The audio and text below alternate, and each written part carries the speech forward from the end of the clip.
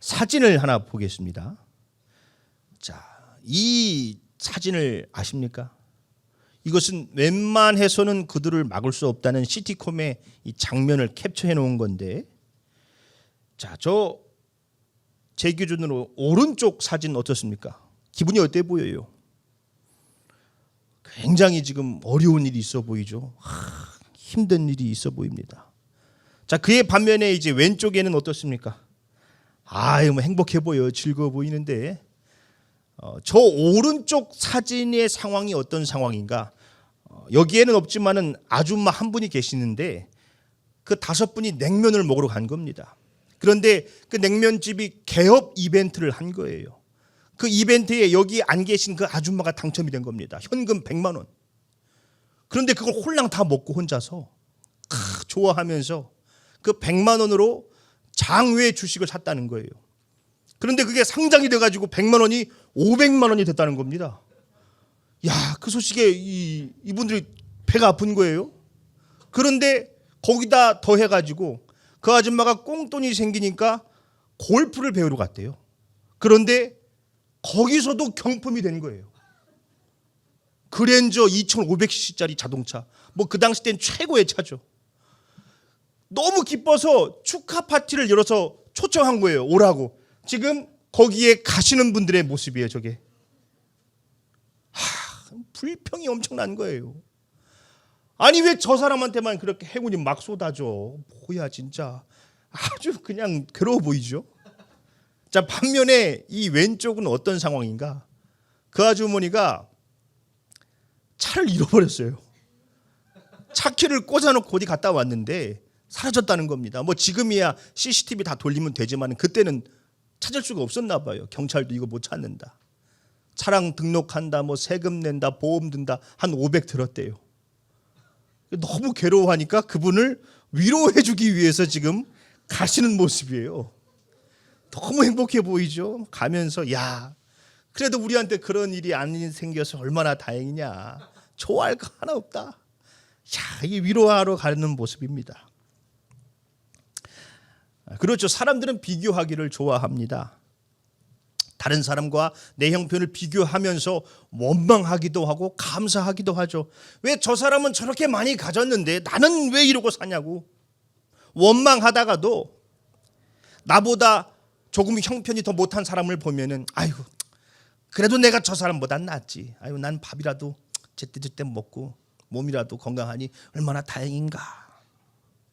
그런데 다른 사람과 나를 비교해서 얻는 그런 값싼 만족은 이 참된 감사라고 할 수는 없을 거예요. 뭐 특히나 타인의 불행이 나에게 감사 제목이 된다면은 그것도 조금 거시기한 거 아니겠습니까? 박노해 시인은 감사한 죄라는 시를 썼어요. 새벽녘 팔순 어머니가 흐느끼신다. 젊어서 홀몸이 되어 온갖 노동을 하며 5 자녀를 키워낸 장하신 어머니. 눈도 귀도 어두워져 홀로 사는 어머니가 새벽 기도 중에 나직히 흐느끼신다. 시인의 어머니는 평생 죽도록 고생만 했습니다. 낯선 서울 땅에 올라와서 노점상을 하고 여자의 몸으로 공사판에 뛰어들며 살았어요. 그런데도 자식들이 그런 환경 속에서 좌절하지 않고 건강하게 자라준 것이 늘 고마운 것이죠. 또 노점상을 하다가 잡혀온 자신의 처지를 딱하게 봐줬던 단속반 사람들도 있었고 몸이 약한 자신을 배려해줬던 공사판 사람들. 비록 파출부 일이긴 하지만 끊임없이 일이 들어왔고 그런 것들을 생각하니 어찌 감사하지 않을 수가 있습니까? 그런 어머니가 80이 넘어서 오늘에야 자신의 죄가 보이기 시작했다는 거예요. 흐느껴 우십니다. 그 시가 이렇게 마무리됩니다. 다른 사람들이 단속반에 끌려가 벌금을 물고 일거리를 못 얻어 힘없이 돌아설 때도 민주화 운동하던 다른 어머니 아들 딸들은 정권 교체가 돼서도 살아 돌아오지 못했어도 사형을 받고도 몸성이 살아 돌아온 불쌍하고 장한 내 새끼 하면서 나는 바보처럼 감사 기도만 바치고 살아왔구나.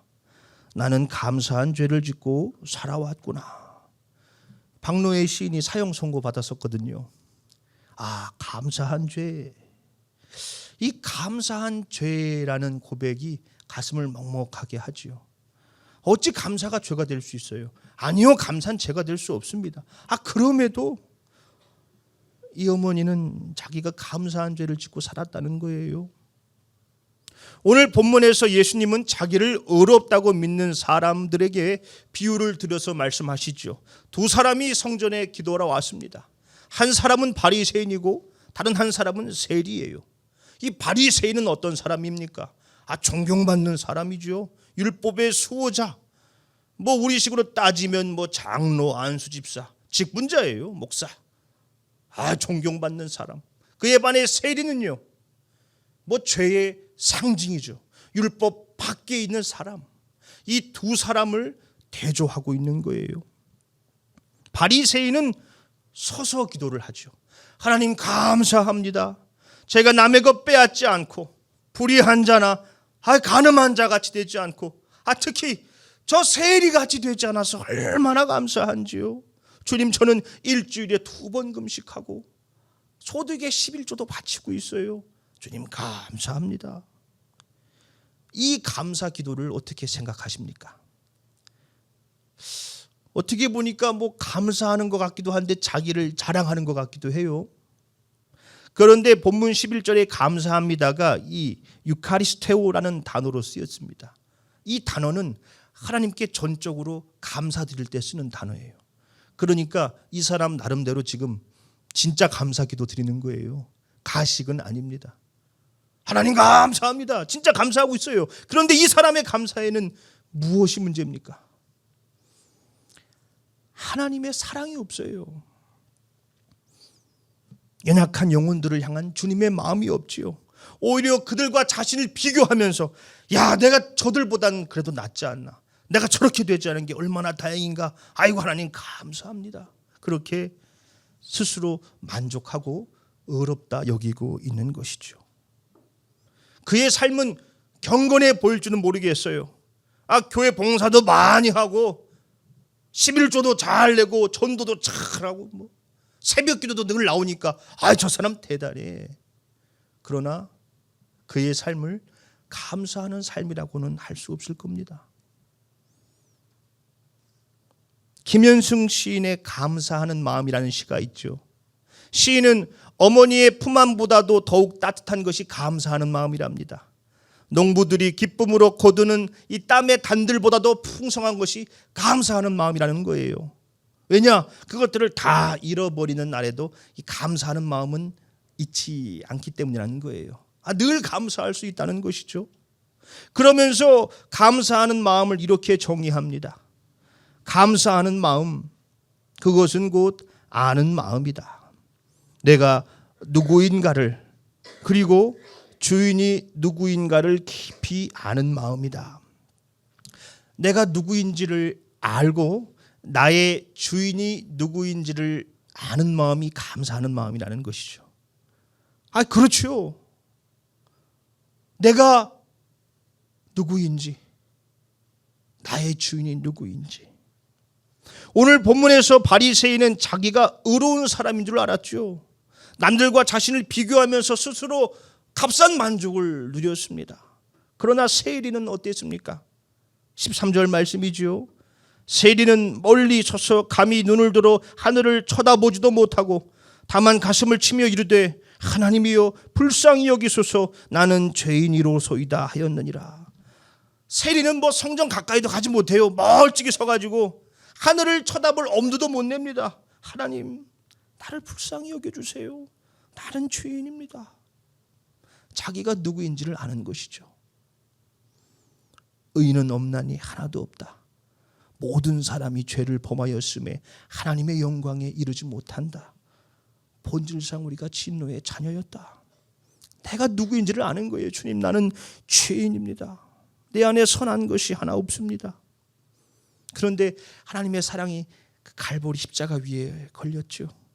우리가 아직 죄인 되었을 때에 그리스도께서 우리를 위하여 죽으심으로 하나님께서 우리에 대한 자기의 사랑을 확증하셨느니라.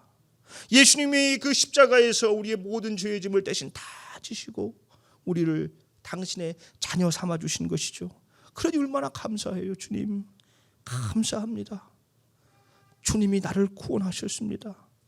난 자격 없지만 주님이 나를 사랑하셔서 나를 십자가에서 구원해내셨습니다. 주님 나를 불쌍히 여겨주세요. 그렇지요. 참된 감사를 할 수 있는 자들이 어떤 사람들입니까? 예수님의 그 십자가의 은혜를 경험한 사람들이지요. 나 같은 죄인 살리신 그 은혜 놀라와, 이런 찬양 있지 않습니까? 어떤 분이 그러시더라고요. 그 사랑 잊은 내가 더 놀라와. 하나님의 은혜로 사는 자들이 어떻게 다른 사람과 자신을 비교하면서 원망할 수 있겠어요? 왜 난 이거밖에 안 돼? 아니, 하나님의 아들이 나를 위해 십자가에서 죽으셨는데요. 은혜로 사는 자들이 어떻게 다른 사람과 자신을 비교하면서 그래도 나는 저꼴 안 당해서 얼마나 다행인가. 아이 감사합니다. 내가 저 나라에 태어나지 않은 게 얼마나 감사한가. 내가 저 사람처럼 고생 안 해서 얼마나 감사한가. 어떻게 그럴 수 있어요? 그 고통받고 어려운 자들에게 복음을 전해야죠. 그들의 손을 붙잡아주고 위로해줘야죠. 그들을 돌봐줘야죠. 하나님께서도 당신을 사랑하신다고. 당신을 위해서 하나밖에 없는 아들을 주셨다고. 당신은 그만큼 소중한 사람이라고. 그들에게 생명의 복음을 전해야 하는 것 아니겠습니까? 말씀을 맺겠습니다. 오늘은 많은 교회들이 맥주 감사 주일로 지켜요. 저희는 따로 그렇게 지키지는 않는데 맥주 감사 주일이 여러 가지 말들은 많지만 간단하게 말씀드리면 하나의 절반, 딱 절반 지났지 않습니까? 절반을 돌아보면서 감사하는 거예요. 그리고 남은 또 한 해를 돌아보면서 소망하는 것이죠. 우리는 이 맥주 감사 주일 내가 누구인지를 알아야 합니다. 나의 주인이 누구인지를 알아야 하지요. 나를 구원하기 위해서 하나님의 아들이 어떤 희생을 치렀는지를 알아야 하는 것이지요. 감사하는 마음으로 사는 자들은 죽어가는 영혼들에게 생명의 복음을 전하고 가난하고 소외된 이웃들을, 그 고통 속에서 신음하는 이웃들을 위해서 기도하고 그들을 돌보게 됩니다. 그 손에 못자국 만져라 라는 찬송가 있죠. 우리는 이 맥주 감사 주일 주님의 손에 못자국을 만져봐야 합니다. 주님의 손에 못자국을 만질 때 내가 그 주님 손에 못자국을 남긴 죄인임을 깨닫게 되지요. 나를 위해 십자가에 못 박히신 그 주님의 못자국을 만질 때 거친 세상에서 실패하더라도 어둠 속을 걸어갈 때라도 원망하지 않고 감사할 수 있지요.